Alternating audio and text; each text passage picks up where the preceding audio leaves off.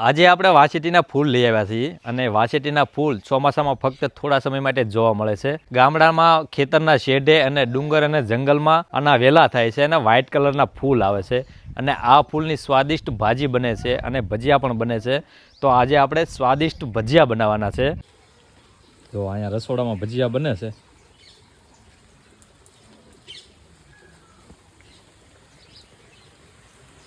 તો અહીંયા ભજીયા બને છે પણ શેના બને છે ને બતાવું તમને.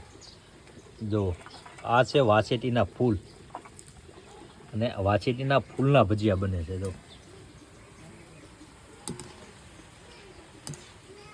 અને બટેટાને બનાવવાના છે અને ડુંગળીના બનાવવાના છે. જો અને વાતાવરણ જો સરસ મજાનું વાતાવરણ છે. અત્યારે તો વરસાદ બંધ થઈ ગયો છે.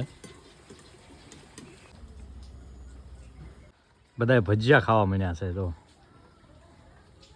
એક બાજુ ગરમા ગરમ બનતા જાય છે અને એક બાજુ બધા બાળકો જો ખાય છે. કેટલાય પ્રકારના ભજીયા છે.